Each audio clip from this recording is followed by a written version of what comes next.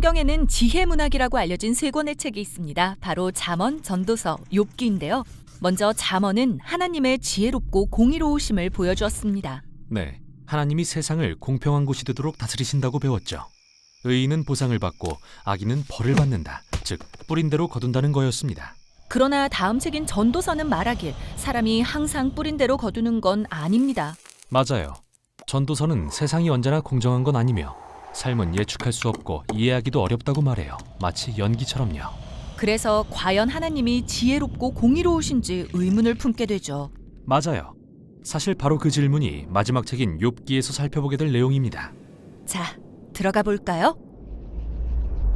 욥기는 하늘에서 벌어지는 이상한 이야기로 시작합니다. 천상의 지휘본부 같은 곳이 묘사되는데요. 그곳에 하나님이 하나님의 아들들로 불리는 천상의 존재들과 함께 계시고 그들은 모두 맡은 바 보고를 하고 있습니다. 그때 하나님이 그분의 종 욥을 지목하시며 그가 얼마나 의롭고 선한지 보여주십니다. 그때 천상의 존재 중 하나가 다가옵니다. 히브리어로 사탄이라고 불리는 자인데요. 사탄이요? 그게 누구죠? 네, 사실 이 말은 문자적으로 반대하는 자를 뜻하는 호칭인데요. 그는 천상의 존재 중 유일하게 하나님이 어떻게 세상을 운영하시는지 묻습니다. 그리고 욥이 선한 이유는 하나님을 정말 사랑해서가 아니라 그에게 복을 주시기 때문일 거라며 이의를 제기하죠. 만일 하나님이 주신 모든 좋은 것을 거두신다면 욥의 본색이 드러날 거라고 하면서요. 욥이 하나님을 이용하고 있다는 거네요. 네, 맞아요. 단지 원하는 걸 얻기 위해 순종하는 걸 거라고 말이죠. 그러자 하나님은 이 시험에 동의하시고 사탄이 욥에게 고난을 가하는 걸 허락하십니다. 그래서 욥은 소중한 가족과 재산을 모두 잃습니다. 아무것도 안 남기고요. 기억해보세요. 그는 이런 일을 당할 이유가 없어요. 하나님도 그렇게 말씀하셨잖아요. 놀라운 것은 이 모든 고통 중에 욥이 여전히 하나님을 찬양한다는 겁니다. 적어도 1장과 2장에서는요. 그러나 3장에 가면 그의 진짜 속마음을 엿보게 되는데요. 그는 이 시를 통해 처참한 심정을 드러내면서 장황하게 자신이 태어난 날에 대한 저주를 쏟아냅니다. 이후 욥의 친구 몇 명이 그를 돕겠다고 찾아오는데요. 그들은 모두 이렇게 말합니다. 욥, 자네는 이런 일을 당할 만한 몹시 나쁜 일을 한 게 틀림없어. 알다시피 하나님은 공의로우시고 그분은 공의와 공평으로 세상을 다스리시잖나. 그러니 자넨 마땅히 받을 벌을 받는 거네. 그리고 이어지는 34장은 친구들과 욥이 주고받는 대화가 밀도 있는 히브리 시로 구성되는데요. 친구들은 하나님이 그런 고통을 주신 이유를 계속 추측하면서 심지어 욥이 분명히 저질렀을 거라고 추정되는 죄들을 늘어놓기 시작합니다. 그러나 각 비난이 끝날 때마다 욥은 자신의 무죄를 변호합니다. 욥은 잘못이 없잖아요. 맞아요. 또한 그는 감정적으로 거친 혼란도 겪고 있죠. 어떤 때는 하나님이 지혜롭고 공의로우시다고 확신하다가도 또 다른 때는 하나님의 선하심을 의심합니다. 그는 심지어 하나님을 난폭하고 불공평하며 타락했다고 비난하기에 이릅니다. 그래서 대화가 끝날 때쯤 욥은 하나님께 직접 나타나셔서 설명을 해달라고 요구하는데 하나님이 그렇게 하시죠. 그분은 폭풍우의 모습으로 나타나십니다. 그런데 하나님은 욥에게 직답을 주지 않으세요. 사탄과 나눈 대화도 언급하지 않으시고요. 맞아요. 대신 아주 다른 일을 하세요. 하나님은 욥에게 가상의 우주 체험을 시키시는데요. 그분은 욥에게 세상이 얼마나 웅대한지 보여주시면서 네가 세상을 단 하루라도 운영할 수 있으며 헤아릴 수 있냐고 물으십니다. 또 세상이 얼마나 세밀하게 운영되는지 보여주십니다. 우리가 매일 볼지는 몰라도 실은 전혀 이해하지 못하는 것들 말이죠. 그러나 하나님은 이 모든 걸 속속들이 아십니다. 그분은 우리가 결코 볼 수 없는 장소에서 우리가 상상도 못한 방식으로 우주의 아름다움과 운행에 주목하고 계시죠. 그 후 마지막으로 하나님은 욥에게 두 가지 환상의 짐승을 보여주시며 그들이 얼마나 엄청난지 자랑하십니다. 네, 정말 위험하죠. 이 짐승들은 눈 깜짝할 사이에 우릴 죽일 수 있거든요. 그러나 하나님은 그들이 악하지 않으며 실은 그분의 선한 세상의 일부라고 말씀하세요. 그리고 여기까지가 하나님의 변론입니다. 뭔가 이상하죠? 대체 무슨 말씀을 하시려는 거였을까요? 아마 이런 게 아닐까요?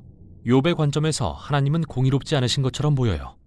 하지만 하나님의 관점은 그 크기가 무한합니다. 그분은 이 복잡한 우주와 역동적으로 소통하시는 가운데 결정을 내리신다는 거예요. 그리고 이게 하나님이 말씀하시는 그분의 지혜입니다. 그러니까 욥이 하나님께 변론을 요구한 것 자체가 말이 안 되는 거군요. 그가 아무리 원한다 해도 이런 복잡성을 이해할 수 없었던 겁니다. 그래서 이제 어떻게 되나요? 그렇게 해서 욥은 겸손함으로 무릎 꿇습니다. 여전히 고난의 이유는 알지 못해도 그는 이제 평안함과 하나님을 경외하는 삶을 살 수 있게 되죠. 그러나 책은 여기서 끝이 아닌데요. 이후에 하나님이 욥이 잃었던 모든 것을 2배로 회복시키기 때문입니다. 그리고 이게 또 놀랍습니다. 하나님이 보상을 해주신 건가요? 욥, 몹시 어려운 시험을 통과했다. 잘했어. 라고 하시면서요. 아니요. 이 책 전체는 욥이 모든 소유를 잃은 게 벌이 아니었으니 되찾은 것도 보상이 아니란 것을 말하고 있습니다. 그럼 왜 되찾게 하시죠? 아마도 하나님의 그분의 지혜로 욥에게 선물을 주기로 하신 것이겠죠. 그 이유는 알 수 없지만 우리가 아는 건 욥이 이제 좋은 일이든 나쁜 일이든 무슨 일을 만나도 하나님의 지혜를 신뢰할 수 있는 사람이 되었다는 거죠. 이게 바로 지혜서 시리즈의 마지막인 욥기가 전하는 내용입니다. 욥기는 그 내용에 따라 크게 4개의 단락으로 구분할 수 있다. 즉 첫째 단락은 욥기 1장 1절부터 2장 10절까지이며 하늘 보좌에서 일어난 일과 욥에게 일어난 고난 이야기를 담고 있다. 두 번째 단락은 2장 11절부터 37장 24절까지로 욥과 세 친구들과의 논쟁 이야기가 기록되어 있다. 셋째 단락은 38장 1절부터 42장 6절로서 욥에게 나타나신 하나님의 현현 이야기를 다루고 있고 마지막 넷째 단락은 42장 7절부터 17절까지 욥에게 다시 임한 축복 이야기로 구성되어 있다.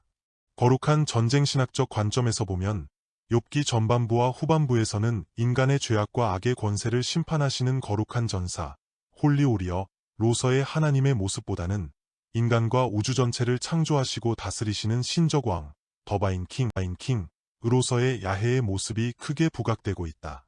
그리고 욥이 고난을 당한 그 배경으로서의 욥기 1장과 2장에서 사탄은 하나님의 대적자로서의 모습이라기보다는 오히려 야훼께서 주관하시는 천상회의 헤벌리 카운셀의 한 구성원으로 나타나고 있다. 그러나 욥기에서 천상회의에 참여하기도 했던 참소자 사탄은 신약시대에 들어오면 그리스도의 십자가 사건의 결과로 미카엘과의 영적 전쟁에서 패배하여 땅으로 쫓겨나게 된다. 요한계시록 12장의 말씀이다. 욥기 1장 6절에서 하나님의 아들들, 선즈 오브 가드, 은 천사들로서 하나님이 주관하시는 천상회의의 목격자들로 기록된다. 그러나 이 천상회의를 통해서도 의인으로 불리우는 욥을 공격하고 참소하는 하나님 나라의 대적으로서의 사탄의 속성은 변함이 없다. 여기에서 사탄은 욥의 소유물을 공격하기 위해서는 야훼 하나님의 허락을 받아야만 하는 피조물로서의 한계를 드러내고 하나님의 명령 때문에 욥의 생명만은 해칠 수가 없는 하나님의 절대 주권에 순종해야만 하는 존재로 기록되고 있다. 욥기에서 하나님이 욥을 향한 사탄의 공격과 결과적으로 뒤따르는 욥의 고난을 허락하셨는가는 여전히 신비에 속한 문제로 남아있다. 신명기를 그 기초로 하는 신명기적 역사서들 즉 여호수아, 사사기, 사무엘서 및 열왕기서는 이스라엘의 우상숭배와 율법에 대한 불순종의 죄악을 심판하시는 전쟁하시는 하나님, 가드에도어를 드러내는 거룩한 전쟁신학이 두드러지는 책들이다. 인간과 역사를 주관하시는 야훼는 그분의 백성인 죄악된 이스라엘을 심판하시기 위해 아수르나 바벨론을 그 도구로 사용하셨다. 그러나 욥기에서 이러한 신명기적 논리는 설득력이 약해진다. 왜냐하면 욥은 동방의 의인으로서 온전하고 정직하여 하나님을 경외하며 악에서 떠난 자로서 아들들의 속죄를 위해 번제를 바칠 정도로 죄의 문제에 민감했으며 구약이 강조하는 고아와 과부 및 사회적으로 약한 자들을 위해 구제하고 도움을 베푼 존경받는 자였기 때문이다. 신명기적 역사관을 소유한 욥의 세 친구들은 욥이 고난받는 이유를 욥이 숨기고 있다고 믿고 있는 그의 은밀한 죄에서 찾았다. 즉 욥의 고난은 욥의 숨겨진 죄에 대한 공의로운 하나님의 심판의 결과라는 것이다. 그들이 주장하는 논리에 따르면 하나님께 순종하는 자에게는 하나님의 축복이, 불순종하는 자에게는 하나님의 저주가 뒤따른다. 이러한 신학은 레위기 26장이나 신명기 21장 등에 나타나 있다. 그러나 욥기를 읽어보면 욥은 자기가 행한 의로움에 대해 지속적으로 변론한다. 따라서 욥기에서 욥과 세 친구들의 논쟁은 끝없이 펼쳐지고 있다. 따라서 무려 장수가 36장에 걸쳐 진행되는 이 긴 논쟁 이야기는 고난이 인간의 삶 가운데서 얼마나 큰 비중과 깊은 의미를 던져주고 있는가를 말해주고 있으며 신학에 정통한 욥의 세 친구들인 엘리바스, 빌닷, 소발과 젊은 지혜자로 알려진 엘리후조차도 이해할 수 없는 고난의 신비를 역설적으로 보여주고 있다. 이들은 그들 사이에서 고난의 이유를 둘러싸고 치열하게 신학적 논쟁을 전개하고 있지만 욥의 고난 이야기 그 배후에 자리 잡고 있는 하나님의 천상의와 사탄의 존재, 그리고 인간 고난을 뛰어넘는 하나님의 절대 주권과 영광의 세계를 도무지 이해할 수 없는 무지한 자들로 판명이 되고 있다. 즉 이들은 인간들이 소유한 지혜의 한계를 분명히 보여주는 자들이고 동시에 그들이 자랑하는 신학적 한계를 여실히 보여주고 있는 자들인 것이다. 따라서 욥기의 서론부인 1장과 2장이 하늘의 관점을 보여주고 있다면 3장부터 37장까지의 내용은 하늘의 관점을 이해할 수 없는 이 땅의 관점을 보여주고 있다. 욥은 사탄의 공격으로 그의 소유물들과 자녀들을 모두 잃고 그 자신마저 온몸에 악성 종기로 시달리는 극한 고난에 빠진다. 더군다나 욥의 아내마저 그에게 하나님을 욕하고 죽으라는 저주를 퍼붓는다. 이러한 고난에 빠진 욥은 순전한 믿음을 보여주기도 하지만 엄청난 고난의 무게로 인해 자신의 생일을 스스로 저주하는 인간적 한계를 보여주기도 한다. 이트니스 오 교수가 주장하는 거룩한 전쟁신학적 관점에서 보면 욥은 욥의 고난을 통해 하나님께 도전하는 사탄을 향한 거룩한 전쟁의 대리자이다. 비록 욥이 그의 고난으로 인해 때때로 절망하고 흔들리기도 하지만 욥은 하나님을 향한 믿음과 신뢰를 끝까지 유지하고 있다. 결국 욥은 고난에 대한 그의 놀라운 인내와 그 자신의 증언을 통해 궁극적인 승리를 거두고 세 친구들 앞에서 하나님의 인정을 받고 세 친구들의 죄악을 속죄하는 중보자로 세워진다. 즉 하나님은 하나님을 잘못 증언한 욥의 세 친구들의 허물을 책망하시고 그들의 속죄를 위해 욥을 세워 하나님께 제사장적 번제를 드리도록 명령하시고 그의 친구들을 위해 중보기도를 하도록 만드신다. 따라서 우리는 욥의 모습에서 종말론적 거룩한 전쟁인 예수 그리스도의 십자가 사건의 그림자를 보고 있는 것이다. 즉 우리는 의인 욥의 이유 없는 고난 속에서 대속적 죽음을 죽으시는 그리스도의 모습을 고난을 통과한 욥 앞에 나타나신 하나님의 영광을 통해 십자가의 고난을 거쳐 부활의 영광을 받으시는 하나님 아들로서의 그리스도의 영광을 미리 맛보게 된다. 욥은 그의 고난으로 인해 그의 소유물을 모두 잃게 된다. 욥기는 그의 소유물들을 구체적으로 기록하고 있는데 그가 잃은 소유물은 아들 7명, 딸 3명이며 양 7천, 낙타 3,000마리, 소 500마리 그리고 암낙이 500마리이다. 그러나 욥기의 마지막 장인 42장을 읽어보면 욥은 새로운 아들 7명과 딸 3명을 그대로 돌려받고 그 외의 소유물은 정확히 2배로 보상을 받고 있다. 물론 인간적인 관점에서 생각해보면 이미 사탄이 주도한 비극적 사고로 욥이 이미 잃어버린 자녀들로 인해 받은 깊은 상처가 새로운 자녀들로 인해 회복되었는지는 의문이지만 욥기의 관심은 그것이 아니다. 욥에 대한 땅의 축복이 마지막에 기록되어 있기는 하지만 욥기는 고난을 통과한 욥에 대한 하나님의 놀라운 축복을 약속하는 번영신학적이거나 기복주의적인 그런 책이 결코 아니다. 욥기의 중심적인 신학과 메시지는 바로 욥기 38장부터 42장 6절에 나타나 있다. 구약에 등장하는 의인은 3명이었다. 즉 욥, 다니엘 그리고 노아이다.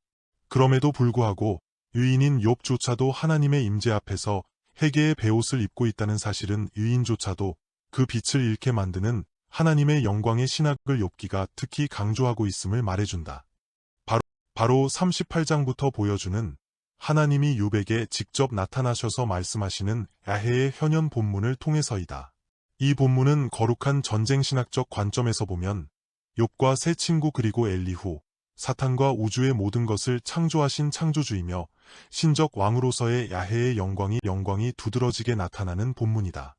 거룩한 전쟁신학의 궁극적인 절정은 바로 피조세계 가운데 높임을 받는 하나님의 영광이기 때문이다. 이 야훼의 현현 본문은 크게 3개의 소단락으로 구성된다. 그때의 여호와께서 폭풍 우 가운데에서 너는 대장부처럼 허리를 묶고 내가 내게 묻는 것을 대답할지니라 하는 문구를 중심으로 읽어보면 첫째 소단락은 38장부터 40장 5절까지이고 둘째 소단락은 40장 6절부터 41장 34절이며 세 번째 소단락은 결론으로서의 욥의 해결을 다루고 있다. 첫째 소단락에서 하나님은 욥에게 하나님이 우주 만물을 어떻게 창조하시고 다스리시며 세심하게 돌보시는지를 구체적으로 계시하신다. 둘째 단락에서는 특히 힘세고 강인한 두 짐승인 베헤못과 리오야단에 대해 계시하시고 있다. 특히 리오야단은 구약에서 사탄의 이미지로 등장하고 있음은 주목할 만하다. 욥에게 현현하신 하나님은 욥에게 왜 그가 의인으로서 고난을 받았는지, 천상의에서 어떤 결정이 있었는지, 그리고 사탄이 욥의 고난에 어떤 직접적인 원인을 제공했는지 등에 대해서는 침묵하신다. 다만 욥에게 하나님은 오직 창조주로서의 절대 주권과 영광만을 보여주시고 선포할 따름이다. 욥기를 읽는 독자의 기대를 무너뜨리는 대목이다. 우주 만물을 창조하신 신적 왕이신 하나님의 영광 앞에서 고난을 당한 유인인 욥의 의로움은 빛을 잃고 사라진다. 욥이 당해야만 했던 고난의 의미조차도 우주 만물을 너무나 세심하게 다루시고 합력하여 선을 이루시는 절대자의 섭리 앞에서 무대의 뒤로 조용히 사라지고 있다. 욥은 장엄한 우주의 한복판에서 우주보다 더 크신 그 하나님의 영광 앞에 서서 자신이 자신의 의로움을 스스로 변호했던 그 변론조차 하나님 앞에 죄악이었음을 철저하게 깨닫고 회개하고 있다. 인간이 행하는 의로움은 그 자체로서 의로움이 될 수는 없다. 하나님 자신이 절대선이며 절대적인 의이기 때문이며 어떠한 인간도 그 앞에서 자신의 의를 내세울 수가 없기 때문이다. 따라서 오직 하나님이 인간의 의로움을 의롭다고 인정해 주실 때만 인간은 의롭게 된다. 아브라함이나 욥을 향해 하나님이 의롭다고 말씀하시는 하나님의 선언은 신약에서 구원 사건의 모델이 된다. 즉 신약시대의 신자들이 오직 믿음으로 예수 그리스도의 십자가의 죽음과 부활 사건을 받아들일 때 하나님의 법정에서 영원한 형벌 대신 의롭다고 선언받고 자유케 된다는 것이다. 욥기는 의인 욥이 당하는 고난 자체를 무시한다거나 욥의 소중한 믿음 자체를 평가절하하는 책이 절대로 아니다. 인간의 의로움을 뛰어넘는 하나님의 영광을 상대적으로 강조하는 책이다. 하나님이 행하시는 거룩한 전쟁의 궁극적인 목적이 하나님의 말씀 앞에 순종하는 피조물들을 통해 스스로 드러내시는 신적 왕으로서의 영광이기 때문이다. 오늘도 이 땅에는 고난을 당하는 하나님의 자녀들이 너무나 많다. 여러 가지 이유로, 여러 가지 상황에서 욥의 고난을 경험하고 있다. 그러나 고난당하는 그 이유와 사탄의 역사와 하나님의 뜻을 온전히 파악하기는 쉽지 않다. 그 정확한 섭리와 뜻은 아마도 천국에서 주님을 만나보았을 때 알게 될지도 모른다. 그럼에도 불구하고 욥기의 신학은 인간의 고난을 뛰어넘는 하나님의 영광과 주권을 강조하고 있는 책임에는 틀림이 없다. 어느 누구도 고난 앞에서 담대할 수는 없지만 고난을 당하는 하나님의 자녀들이 오직 주님만을 바라보고 합력하여 선을 이루시는 그분의 선하신 뜻을 믿음으로 받아들이기를 욥기는 여전히 말씀하고 있는 것이다.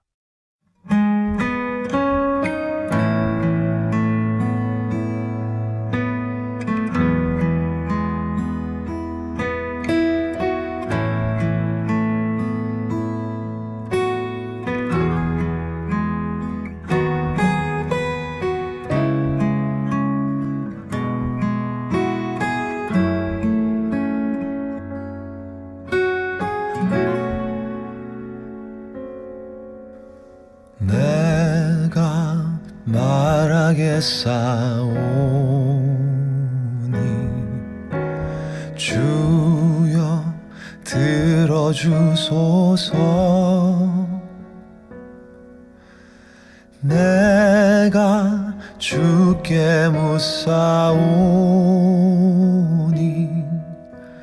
나로 알게 하소서. 주를 내 귀로 들었으나 이제 주를 봅니다. 주의 살아계심을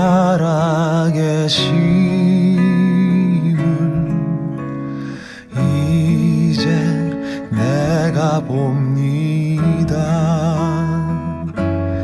용서하소서 나의 허물을 내가 회개하오니 깊은 한숨 단식으로 꿇어 엎드리어 내가 회개하오니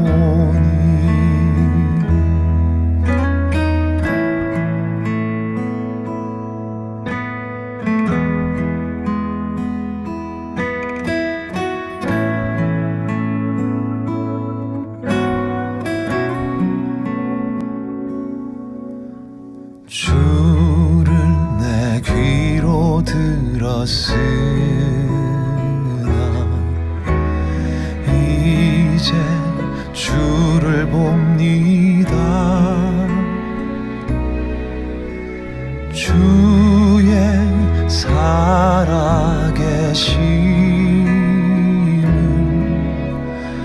이제 내가 봅니다. 용서하소서 나의 허물을 내가 회개하오니 깊은 한숨 단식으로 꿇어 엎드리어 내가 회개하오니 주를 내 귀로만 들었으나 이제 주를 봅니다. 주를 내 귀로만 들었으나